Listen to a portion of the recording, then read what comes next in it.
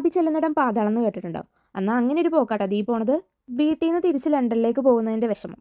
അതിൻ്റെ കൂടെ അബുദാബി ചെന്നപ്പോൾ പറയുക, ഇനി ലണ്ടനിലേക്കൊന്നും കണക്ഷൻ ഫ്ലൈറ്റ് ഇപ്പോൾ ഇല്ല, ഫയർ ഔട്ട് കാരണം ഹീത്രൂ ടെമ്പററി ക്ലോസ്ഡ് ആണ്. വിഷമിച്ചിരുന്നിട്ട് കാര്യമില്ലല്ലോ, കിട്ടിയ അവസരം മുതലാക്കാന്ന് വിചാരിച്ച് ഒരു അറൈവൽ വിസ അങ്ങ് എടുത്തു. അബുദാബി ഒന്ന് ചുറ്റി കാണാമെന്ന് വിചാരിച്ചു.